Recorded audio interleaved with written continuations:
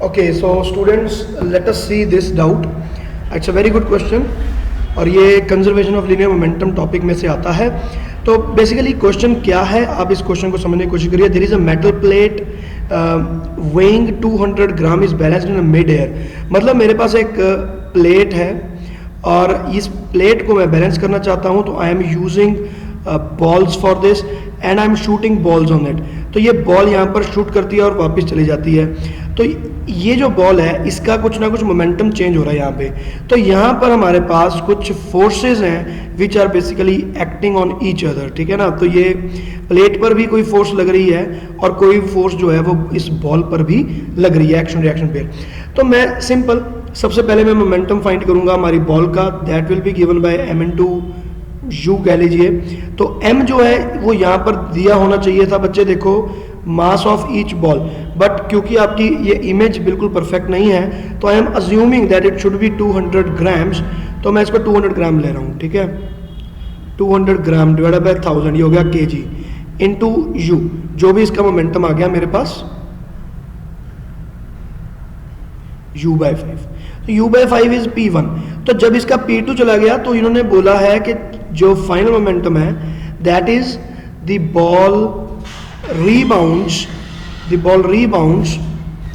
with same speed. अगर ये rebound करती है with same speed तो now its momentum is minus mu. तो that should be minus u/5. तो what is the change in momentum? Change in momentum is minus u/5 minus u/5. तो it will be minus 2u/5. तो इसका मैं magnitude ले लेता हूँ. तो मुझे पता चल गया कि चेंज इन मोमेंटम जो डेल्टा जो p आया that will come out to be 2u/5 only and only magnitude. अब मुझे पता है कि जो फोर्स आनी थी F is equal to rate of change of momentum आना था. तो डेल्टा t मुझे अभी भी नहीं मिल रहा कि डेल्टा t कहाँ से लेकर आऊँ मैं.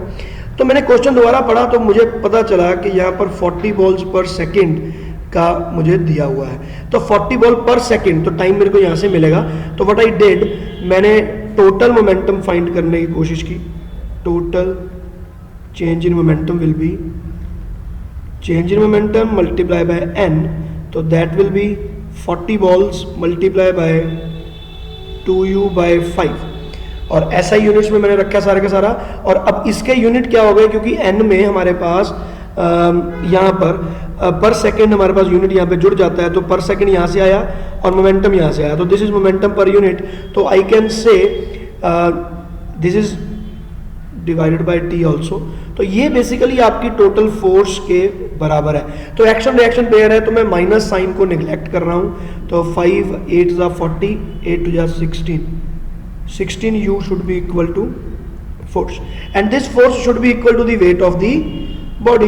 जो आपके पास ये बॉडी है इसके वेट के बराबर होना चाहिए. तो फिर यहाँ पर मैं आया 16u is equal to m into g. तो मास है आपके पास 200 ग्राम इंटू जी मैंने 10 ले लिया. तो लेट अस सी हमारा आंसर आता है कि नहीं आता. तो ये u आ गया. u will come out to be 1/8 and this will be meter per second. तो मैंने जब यहाँ पर चेक किया तो सारे के सारे यूनिट सेंटीमीटर्स में हैं. अगर ये सेंटीमीटर्स में, इसको सेंटीमीटर में कन्वर्ट करो 100/8 सेंटीमीटर पर second. Now what is the answer that I am getting? 8 is it 12.5? Yes, 12.5 centimetre पर सेकेंड. तो ये मेरे पास आंसर हो गया.